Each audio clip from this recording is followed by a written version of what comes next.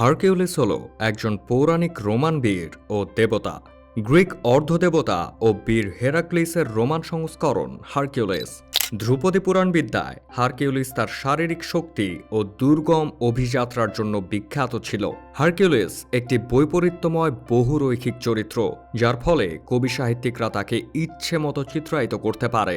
ফুটবলের হারকিউলিস যেন Erling Haaland.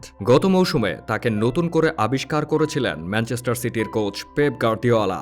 তাতে একটি নয়, দুটি নয়, তিনটি শিরোপা জেতে সিটিজেনরা।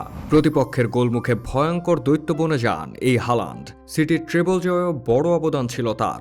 সব মিলে 53 ম্যাচে 52 গোল করেছেন। লিগে 37 ম্যাচে করেছেন 36 গোল। এই স্ট্রাইকার লিগের সর্বোচ্চ গোলের রেকর্ডও ভেঙেছেন। সিটির হয়ে প্রথমবার চ্যাম্পিয়ন্স লিগ জিততে 11 ম্যাচে করেছেন 12 গোল। সেপ্টেম্বরের শুরুতে মোনাকোর লাল গালিচায় সব আলো নিজের করে নেন এই সিটি স্ট্রাইকার। জিতে নেন উয়েফার বর্ষসেরা ফুটবলারের পুরস্কার। বরুশিয়া ডর্টমুন্ডে থাকতে গোল করে যোগ ব্যায়ামের ঢঙে উদযাপন করতেন হালান্ড। তাকে খোঁচা মারার কাজটা তখন সিটির অনেক খেলোয়াড়ই করতেন। কেবল সিটি নয়, প্রিমিয়ার লিগেও ভাইরাল হয় সেই আইকনিক উদযাপন, যেটা পেপের চোখেও ধরা দেয়। জানিয়ে ড্রেসিং রুমে ছাত্রদের শাসিয়ে ক্ষান্ত হননি। তার মাথায় চেপেছিল হালান্ডকে ম্যান সিটিতে আনার ভূত। এর পরের গল্প তো সবারই জানা। ডর্টমুন্ড থেকে 60 মিলিয়ন ইউরো দিয়ে তাকে ইংল্যান্ডে উড়িয়ে আনা হয়। এসেই বাজিমাত। যারা এতদিন তাকে নিয়ে রসিকতা করতেন, তারাও পিঠ চাপড়ে সাধুবাদ জানান। ধীরে ধীরে তাদের বন্ধু হয়ে যান হালান্ডও। ম্যাচ বাই ম্যাচ গোল করতে থাকেন।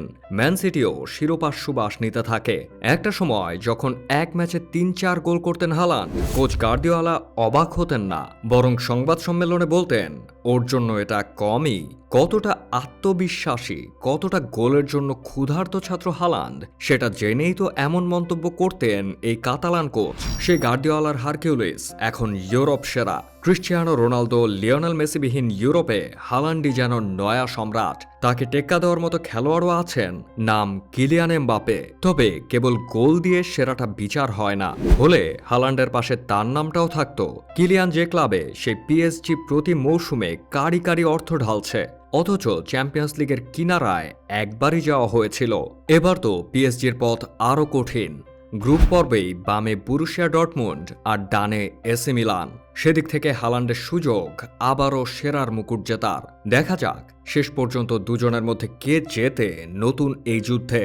এদিকে হালান্ডকে দৌড়ে হারাতে পারবেন বলে আত্মবিশ্বাসী বিশ্বের সবচেয়ে আবেদনময়ী অ্যাথলেট অ্যালিসা স্মিডট। কেমন হয় যদি হালান্ড এবং স্মিডট প্রতিযোগিতায় নামেন?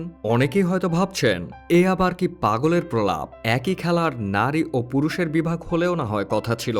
হালান্ড ও স্মিডটের খেলার ক্ষেত্রই তো ভিন্ন।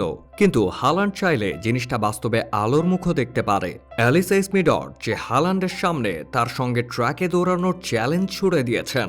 নরওয়েজিয়ান স্ট্রাইকার সেই চ্যালেঞ্জ গ্রহণ করে সাড়া দিলে ক্রীড়াপ্রেমীরা ব্যতিক্রম কিছু উপভোগের সুযোগ পাবেন। গত মৌসুমটা স্বপ্নের মতো কাটানোর পথে। মাঠে গড়ে হালান্ডের গতি ছিল ঘন্টায় 22.5 মাইল। উচ্চতা আর শারীরিক গঠনের জন্য স্বাভাবিকভাবেই বাড়তি একটা সুবিধা পান 23 বছর বয়সী এই ফুটবলার। এর সঙ্গে দুরন্ত গতি যোগ হলে তা প্রতিপক্ষের রক্ষণভাগকে চুরমারে যথেষ্ট। বর্তমানে মাঠে হালান্ডের সঙ্গে পাল্লা দিয়ে দৌড়ানো ফুটবলের সংখ্যাটা খুবই কম, কিন্তু অসম্ভব এই কাজটি করার ব্যাপারে আত্মবিশ্বাসী স্মিডট। তাই তো হালান্ডের দিকে দৌড়ের চ্যালেঞ্জ ছুড়লেন তিনি।